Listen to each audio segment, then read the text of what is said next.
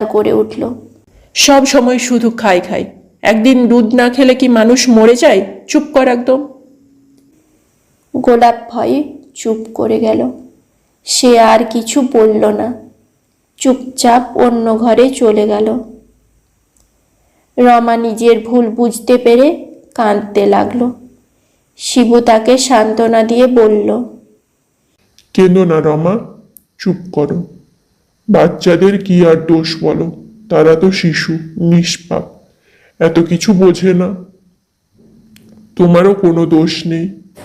এত অভাবের মধ্যে হয়তো কারোরই মাথা ঠিক থাকে না। আমারই কপাল খারাপ যে আমি তোমাদের সুখে রাখতে পারিনি।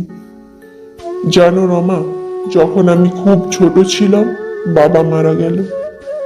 মা অনেক কষ্টের মধ্যে দিয়ে লোকের বাড়িতে বাড়িতে কাজ করে সংসার চালাচ্ছিল। কিন্তু যার কপাল খারাপ হয়